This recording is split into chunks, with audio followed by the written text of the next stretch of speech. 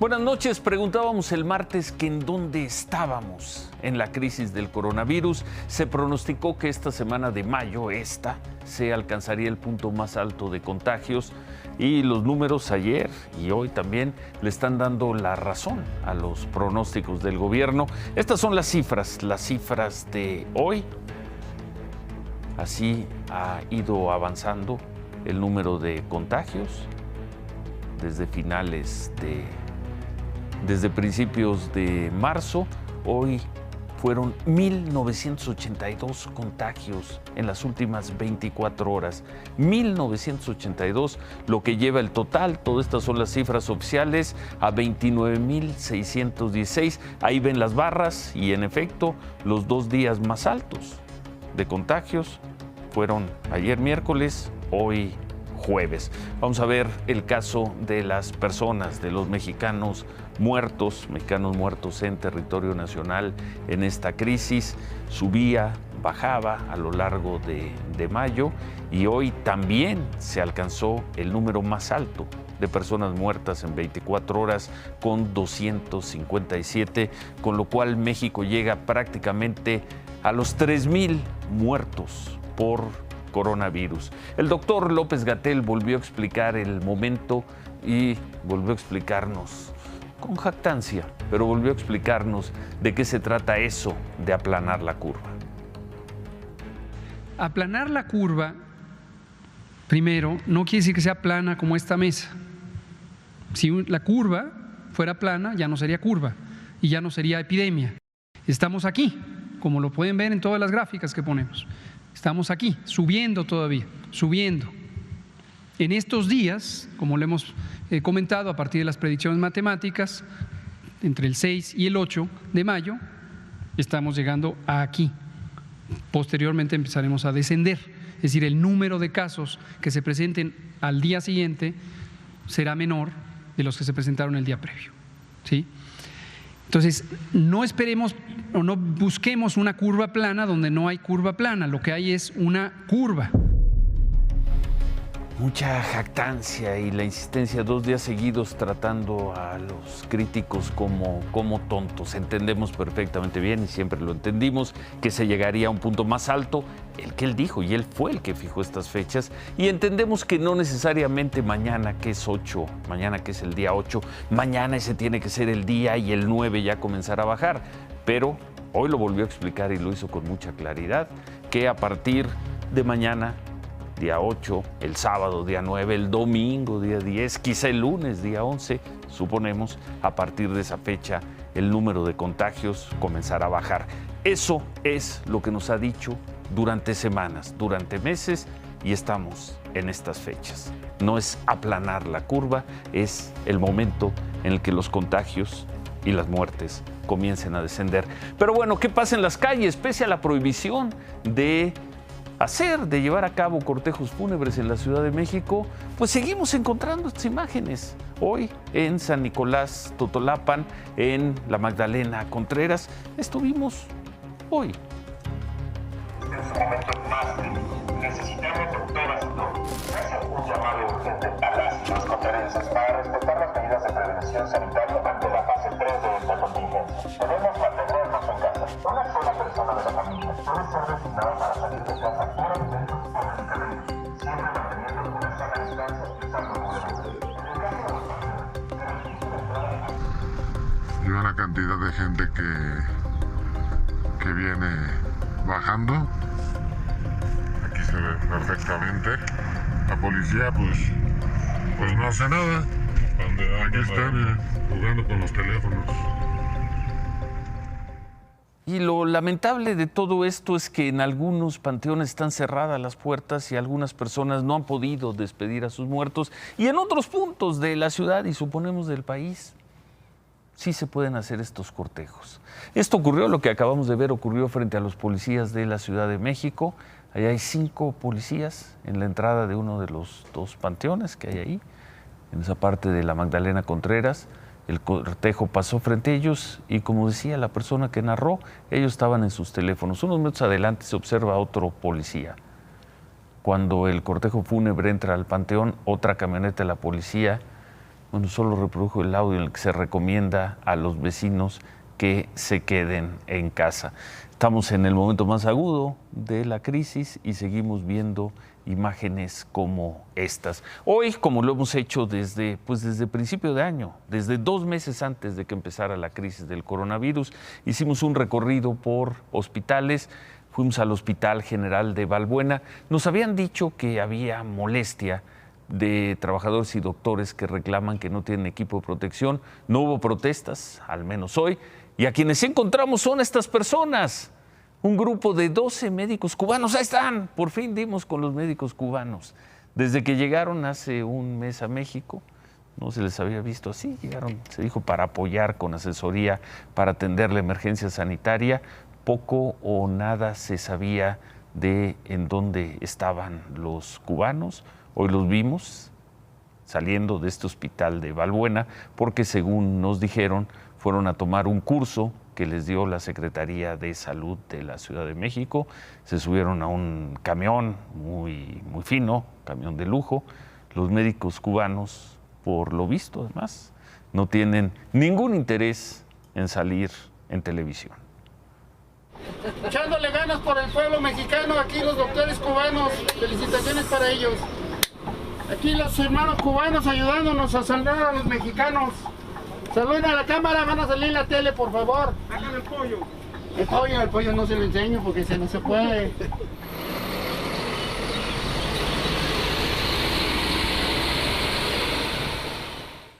El chofer mexicano muy animado presentándonos, porque fue nuestra cámara presentándonos a los médicos cubanos, y los médicos cubanos mejor prefieren no salir en la televisión. Y también qué bueno que se trata así a cualquier doctor, qué bueno que traen ese equipo, qué bueno que viajan en esos camiones. Ojalá todos los doctores llegaran así a los hospitales. Precisamente el Hospital de Balbuena es uno de los que esta noche se registra como saturado al corte de las 9. Esta es la lista de 35 hospitales que reportan no tener disponibilidad, no tener camas para atender a pacientes con COVID-19. Son 10 hospitales más de los que se registraban anoche. Se mantienen saturados 7 de alta especialidad, 8 del Seguro Social y 7 del ISSSTE. Ahí está la lista completa. Hoy se volvió a saturar el Hospital de las Américas en Ecatepec, el de La Perla en Neza y los de Chalco y Toluca. Una de las consignas de la Organización Mundial de la Salud para tener una idea más clara de cómo combatir la pandemia es, y lo ha sido desde hace cuando menos 2 meses, hacer pruebas y más pruebas. Y poco a poco los gobiernos han ido cediendo o se han ido sumando a esa indicación de la Organización Mundial de Salud. Hoy el propio Donald Trump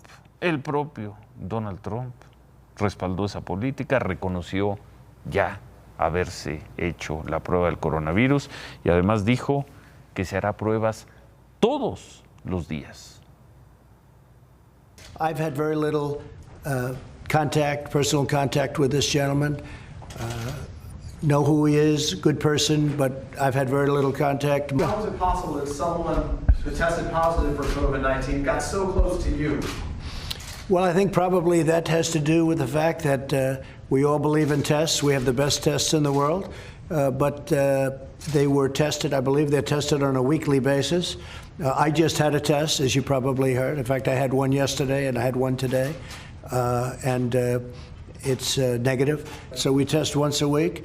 Now we're going to go testing once a day. Se hará pruebas todos los días. Además, pues suponemos son pruebas y le dan el resultado en horas, sino qué caso tendría eso en la Casa Blanca, eso en Estados Unidos, donde Trump informa que se hará pruebas diario. Desde el lunes de la semana pasada, Donald Trump ya no lleva a cabo conferencias de prensa, como se dice ahora, presenciales, con los reporteros ahí frente a él. Pero aquí en México, pues así se sigue viendo la conferencia mañanera. Ahí está el presidente López Obrador. Hay algo parecido a la sana distancia, pero siguen siendo muy concurridas. Y el presidente ha sido insistida en ha insistido en que no las va a cancelar, sigue teniendo ahí invitados. Hoy tuvo a la secretaria de Economía, al director del Instituto Mexicano del Seguro Social. En otros días ha tenido incluso más funcionarios invitados. No se sabe si el presidente López Obrador, pese a los contagios que se han dado en el gabinete y ahí en Palacio Nacional, no sabemos si ya se hizo la prueba del coronavirus. No lo sabemos, es información reservada. Hace 2 semanas, vamos a ver esta imagen, y también por esto. Seguramente hay personas que siguen dicen, pues si el presidente ahí está y no trae tapabocas y no le pasa nada, pese a tener gente contagiada a su lado, pues hay muchas personas que siguen creyendo que lo del coronavirus hoy, en esta semana de mayo, siguen pensando que el coronavirus es un invento. Hace un par de semanas, Javier Alarcón recogió el testimonio de una señora comerciante, un caso más de las personas, esa mujer a la cual luego Javier le regaló un cubrebocas, que pues decía hace 8 días que no tenía mucha información. Hoy Javier regresó a ese punto de la ciudad, volvió a encontrar a la señora y esto fue lo que le dijo. Señora, ¿cómo está? Hace 2 semanas vinimos para ver cómo estaba el movimiento, le dimos un cubrebocas, ya trae uno bueno también, uno mejor de tela. ¿Qué ha pasado estas 2 semanas? No, pues está bien tranquilo, ya no es lo mismo como antes. La gente pues ahorita está muy desconfiada, no quieren salir y la verdad pues está tranquilo. Pero pues ya lo que salga es bueno. ¿Y dónde andan todos sus hijos? Pues ahorita nada más traigo 2. Ajá. Son los que traigo nada más. ¿Y están trabajando igual? Ajá. No puede quedarse en su casa. No. ¿Qué pasa si un día no sale a trabajar? Pues ¿qué como? Con este sobrevivo. ¿Y no se ha enfermado nadie cerca de su colonia? Pues bendito sea Dios, hasta ahorita no. ¿Qué cree que es lo que pasa en estos momentos? Pues sin mentirte, pues yo siento que esa enfermedad lo que dice no es cierto, pero el gobierno lo mueve a su forma de manera, cómo mover a la gente para que todos se queden en casa. O sea, ¿usted cree que no existe la enfermedad? No. Pero si hay imágenes de los muertos que son reales. Pues sí, pero pues a lo mejor el gobierno puede mover a su manera para que la gente diga que sí se murieron el coronavirus y todas esas cosas. ¿Pero qué ganaría el gobierno con los muertos? Pues no sé. Pero pues la verdad no creo en eso. Bueno, pues cuídese mucho, señora. Gracias igualmente. Gracias. Bye. Pues la verdad no creo en eso, dice la señora. Y bueno, en fin, vamos a ver cómo están las cifras ya completas esta noche. En el mundo, Estados Unidos, impresionante, 75,000 personas muertas y 1,256,000 contagios. Ya mucha estabilidad en España e Italia. En México, como veíamos al inicio del programa, 29,616 contagios y casi 3,000 personas muertas. Vamos a ver los números de las últimas 24 horas. En Estados Unidos, altísimas las cifras, 2,442 muertos. En España, Italia ya están en los 200. Brasil, 600. Nosotros, 257. Pero el porcentaje de letalidad en México, el porcentaje entre contagiados y personas muertas, altísimo, llegando al 10%. El porcentaje mundial es 6.9, aquí 9.9. Y en los municipios, Iztapalapa, Tijuana, Gustavo Amadero, Centro y Culiacán, como prácticamente todas las noches. Cristal, ¿cómo estás? Muy buenas noches, Ciro. Traemos imágenes de Italia esta noche. Así es como regresaron a las fábricas los empleados de la industria automotriz a finales de abril apenas. Sí. Estas medidas que vemos que tomaron en el caso de Fiat Chrysler serán replicadas en todas las fábricas, esto para prevenir contagios de coronavirus. En todas sus plantas del mundo. Exactamente. O sea, cuando regresen las plantas mexicanas van a regresar con esas condiciones. Así, eso que estamos viendo. Totalmente, con separación, con acrílicos, con plásticos de protección, con todas las medidas, cubrebocas, guantes y demás, así como lo estamos viendo, y además pues el ingreso será, pues también llevarán un control del ingreso de la gente a las plantas. Así que es parte de lo que se vivirá seguramente también aquí en las fábricas de México y en Estados Unidos, por supuesto. Estas son las mismas medidas. Son políticas de las empresas. Políticas de las empresas. Los gobernadores de California y de Michigan, por ejemplo, anunciaron que las plantas instaladas en sus estados ya están autorizadas para abrir. California mañana. En California ya, el día de mañana, inician las operaciones. Michigan, que es el gran centro de producción de autos. El lunes, Ciro. Eso será el lunes 11 de mayo. Son 4 armadoras las principales beneficiarias. Estamos hablando de Tesla, Tesla en California, Ford, Fiat, Chrysler y General Motors en Michigan. Solo General Motors, para que nos demos una idea, tiene el 17% del mercado de automóviles y camionetas en Estados California, Unidos. el California mañana, Michigan, Detroit. El lunes. Y esperamos acá en México. Precisamente sobre eso vamos a hablar, porque ¿cuándo se reactivaría entonces la manufactura que opera en el Bajío? Alfonso Romo, jefe de la oficina de la presidencia, tuvo una reunión virtual con los gobernadores de Aguascalientes, Guanajuato, San Luis Potosí y Jalisco, y con un representante de Querétaro. Según el gobernador de Aguascalientes, Martín Orozco, Alfonso Romo planteó que las fábricas ya están listas, Ciro, para reiniciar actividades cuando el gobierno federal tome la decisión. Y esa fecha podría ser el 17 de mayo. Una planta de ensamblado puede estar lista para operar en 48 horas. Hoy nos dijeron especialistas que les tomaría 2 días nada más prepararse para reabrir. Y algunos querían reabrir antes de que lo hagan las plantas de Estados Unidos. Ya vimos que no. Sin embargo, están diciendo que no, que hasta la próxima semana y, bueno, en 2 semanas. Y ya hablamos anoche de que el avión presidencial, pues lo sacaron de su hangar.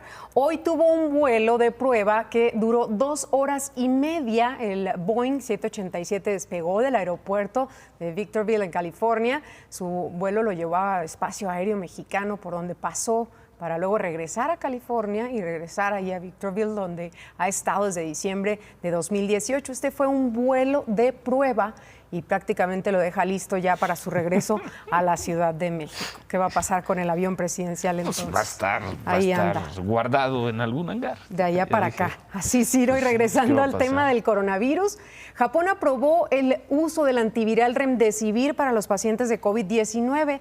Este medicamento, que es contra el ébola originalmente, así surgió, ya había sido autorizado para aplicarse en Estados Unidos la semana pasada. Es el primer medicamento con permiso de las autoridades japonesas para usarse como tratamiento para pacientes con coronavirus. Y hace unos días reportamos aquí que el canciller Marcelo Ebrard estaba teniendo algunas pláticas con la Organización Mundial de la Salud, con la Organización Panamericana de la Salud y con los laboratorios que han creado el Remdesivir para ver si se hacían las pruebas aquí también en México, si nos sumamos. Por cierto, el laboratorio Moderna de Massachusetts dio a conocer que la Agencia de Medicamentos, Alimentación de Estados Unidos, la FDA, por sus siglas en inglés, autorizó iniciar la fase 2 de un estudio en 600 personas para el desarrollo de su vacuna contra el coronavirus. Buenas noticias, porque de dar buenos resultados pasarían a la fase 3, que esto sería durante el verano, y esperarían tener lista una vacuna ya en 2021. Hasta el 2021. Principios de 2021, Ciro. Y anoche platicábamos de un brote de contagios en el asilo de Monterrey, en este asilo donde 47 adultos mayores resultaron afectados. Hoy la Secretaría de Salud de Nuevo León informó que se cerró temporalmente este asilo. Los 92 adultos mayores que estaban ahí fueron trasladados a un hospital debido a su condición de grupo vulnerable, sobre todo porque la mayoría de ellos padece de enfermedades como hipertensión y diabetes. Solo 5 de los residentes con coronavirus se encuentran en estado grave. Y otro asilo donde surgió un brote de COVID fue en Villahermosa, en Tabasco. Ahí un adulto mayor murió por coronavirus. Otros 9 residentes y 9 empleados también dieron positivo. Los adultos mayores fueron aislados de los otros residentes y están bajo observación. En Monterrey se informó que el brote surgió por una cocinera, hay que recordarlo. Sí, sí. Y en el caso de Villahermosa no han dado a conocer todavía cómo es que surgió este contagio entre los adultos mayores. Desde el 25 de marzo se suspendieron las visitas para evitar más contagios precisamente. Y Ciro, te platico que hoy inició una campaña en el metro de la Ciudad de México bastante peculiar. Con payasos. Con payasos, exactamente. Son ellos los que están entregando cubrebocas antibacterial a los usuarios en esta campaña. Pues están en las estaciones de mayor afluencia y pues ahí está, que no te cargue el payaso, es la campaña que lanzó el Metro de la Ciudad de México, que pues trata de sensibilizar a los usuarios para prevenir contagios por COVID-19. Bien. Buena Son idea. estas campañas, ¿no?, que funcionan. Buena idea. Ha trabajado en serio y con creatividad el gobierno de la Ciudad de México. Bueno, ¿se acuerdan de estas imágenes? Mañana se cumplen, aunque no parezca, mañana se cumplen 2 meses de esto. Hace 2 meses México entero estaba metido en este tema. 2 meses se cumplen mañana.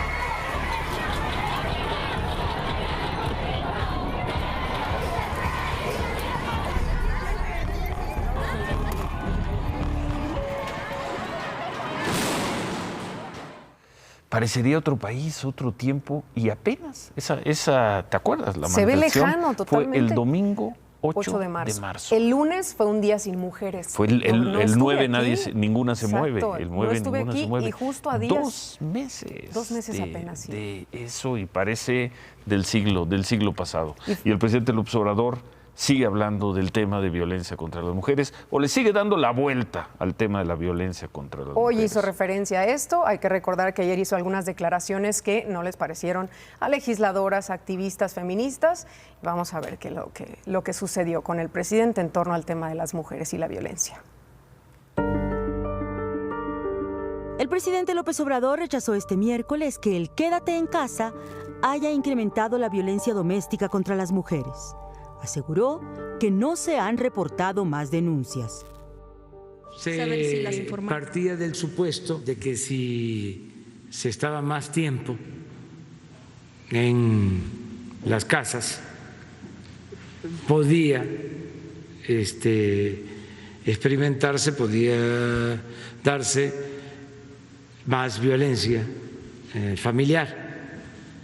Esto no necesariamente está sucediendo, porque no se puede medir con los mismos parámetros a todo el mundo. En México tenemos una cultura de mucha fraternidad en la familia. El presidente negó así lo que especialistas, legisladoras y funcionarias del gobierno federal vienen alertando desde que inició la pandemia. Y así como tenemos una pandemia del coronavirus, también tenemos una pandemia de violencia contra las mujeres. Hubo desde ayer reclamos y cuestionamientos al presidente López Obrador por parte de políticas, feministas y organizaciones que aseguran tener otros datos. Datos oficiales, por cierto. La propia secretaria de Gobernación señaló el fin de semana pasado que en promedio la violencia doméstica en el país se ha incrementado en un 52%. Un análisis de las cifras reportadas por el Sistema Nacional de Seguridad Pública muestra que hubo un incremento del 19% en la violencia familiar, al pasar de 35.599 denuncias en el primer trimestre del año pasado a 42.934 en este año. Estos datos oficiales son recordados hoy en una carta dirigida al presidente López Obrador y que esta tarde sumaba más de 5.000 firmas de mujeres que le piden dejar de favorecer con sus palabras la impunidad que rodea a la creciente violencia de género. Los datos oficiales indican que los ingresos a refugios para mujeres víctimas de violencia ha aumentado el 12%.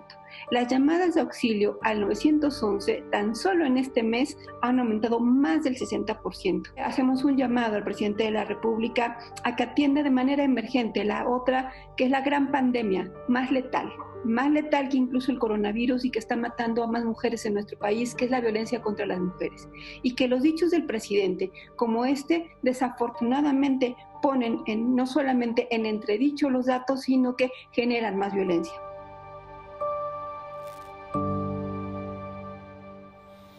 Dos meses, y ahí están las cifras. Y el presidente dijo que él tiene la conciencia tranquila hoy. Pues sí, pero no es un asunto de tener la conciencia tranquila, es que ahí están los registros de las propias cifras oficiales.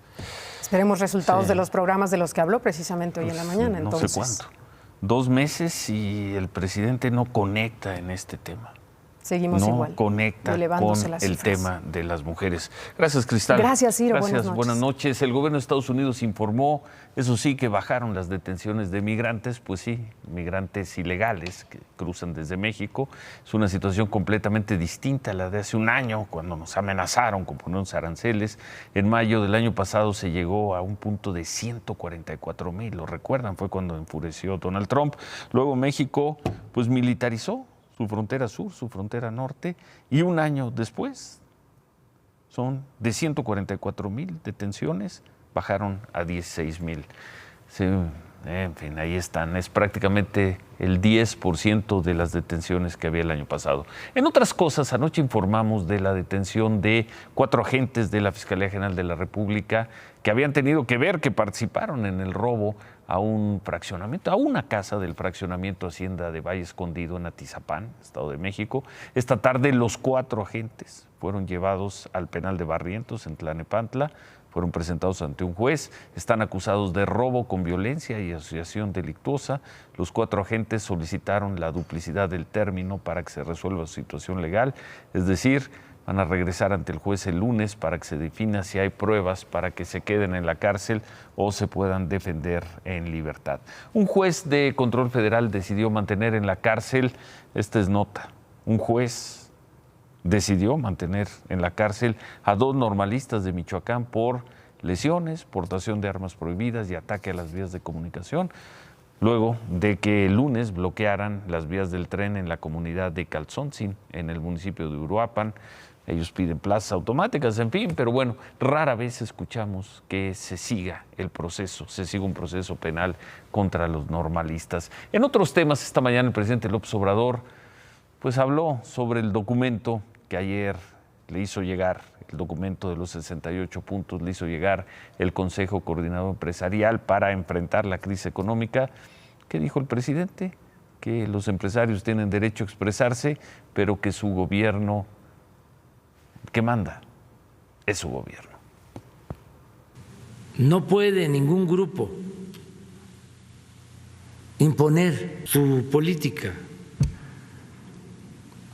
Corresponde al Estado. Nosotros no vamos a continuar con más de lo mismo.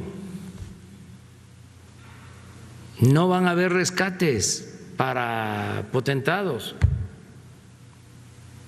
Si hay una quiebra de una empresa, pues que sea el empresario el que asuma la responsabilidad. Si hay quiebras, que sea el empresario el que asuma la responsabilidad. El presidente López Obrador anunció que será la secretaria de Economía, Graciela Márquez, quien se reúna con la gente del Consejo Coordinador Empresarial. Hoy se conoció que la inflación bajó, no solo no subió en abril, sino que bajó. De acuerdo con el INEGI, ahí está la disminución, comparada con el mes de marzo, bajó 1%, es decir, hubo una deflación. Lo que se aumentó fue el precio promedio de la cerveza, subió 2.7%, uno pensaría que iba a subir más, pero bueno, es la mayor alza de cerveza en 10 años y se debe pues a que no hay producción y que mucha gente piensa que ya nunca más volverá a haber producción de cerveza en México, lo cual es absolutamente falso. Normalmente decimos que los políticos dicen una cosa y hacen otra. El presidente Andrés Manuel López Obrador dice una cosa y hace la misma cosa y ha seguido firme en su posición. Presidente López Obrador, si tú lo ves desde los libros que escribía como candidato hasta hoy, es la Rectoría Económica del Estado, soy yo. ¿Cómo se debe manejar la economía? Como yo diga. ¿Cómo se deben hacer las cosas? Como sea. Y cualquiera que se salga de ese guión es neoliberal. Es emisario del pasado y no funciona. Y es un adversario. No es casual que haya recordado la historia de Carlos Ursúa. Hoy que le preguntan los reporteros, oye, ¿qué pasó con las propuestas del CCE? Pues nada, las van a ver con Graciela Márquez, la secretaria de Economía. ¿Tienes buena comunicación con ellos? Sí. El diálogo del gobierno con la iniciativa privada baja a nivel de la secretaria de Economía. Que no es necesariamente bueno ni malo, es un hecho. Segundo recurso. Pero ya no con el presidente. Porque el presidente no le... Tú ayer dijiste, ojalá diga algo sobre este programa que presentó el Consejo. Y no dijo nada. Bueno, dijo lo mismo. Dijo lo que siempre ha dicho. Los mandó al segundo piso. Ahí como 420 o a la planta pies. Baja, más bien. No, como 420 pies los mandó. Sí. El tema aquí es que el presidente dice, la política económica se maneja en Palacio Nacional. La manejo yo, cita el artículo 25 de la Constitución, que dice que la rectoría de la económica está en el Poder Ejecutivo, y dice, ya se acuerdan de Carlos Ursúa, hizo un plan nacional de desarrollo que me sonó que neoliberal. Más de lo mismo. Que me sonó neoliberal, que me sonó más de lo mismo. Entonces, ya si alguien está esperando golpes de timón, cambios en la estrategia, cualquier cosa de ese tipo, no van a pasar. Pero además la frase del día es, y si quiebran, quiebren. Aunque con esa frase yo tengo un problema, es una frase neoliberal.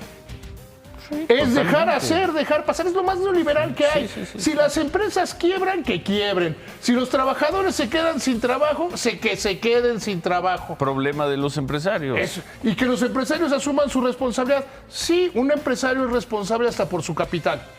Cuando el capital de la empresa se acaba después del concurso mercantil, bueno, ahí se acabó. ¿Y por qué, David? A ver, ¿cuál sería la lógica de esto? Pensar que los empresarios tienen un fondo, tienen bolsas para sacar, bolsas de dinero para resistir la crisis. ¿Pero por qué hace esto? No imagino al presidente López Obrador celebrando que empiecen a quebrar empresa tras empresa. Es que yo no lo veo. Yo sí, ¿O sí? Supongo que el presidente cree que los empresarios tienen mucho dinero, todos. Y que micro, pequeños, y que antes grandes. de quebrar se van a ver forzados a sacar el Entonces, dinero. que antes de no quebrar hacerlo. van a pagar, o que por lo menos, a lo mejor es que los quiere hacerlos sudar y sudar y sudar, y ya cuando ya no puedan. ¿No dices que no va a cambiar? Que los que están esperando un golpe esa es la de otra. timón. Yo no creo que vaya a cambiar. Pero la otra posibilidad, estoy hablando de posibilidades, sería esa. ¿Qué va a pasar, por ejemplo, con las líneas aéreas? Que son fundamentales para la conectividad. Si quiebra Aeroméxico, Viva Aerobús, Interjet, sí, Volaris y Aeroméxico, ¿qué va a pasar? ¿Qué va a pasar? Pues los empresarios se les va a acabar el capital. ¿Y? O sea, si quiebran, nos vamos a quedar sin aviones o vamos a tener que cederle el espacio a las líneas aéreas extranjeras. Más que una neoliberal. empresa como Aeroméxico, que es Delta, es dueña del 49%, se quede con toda la empresa. Entonces, el presidente fue claro, fue consistente, repitió. Voy derecho, no me quito.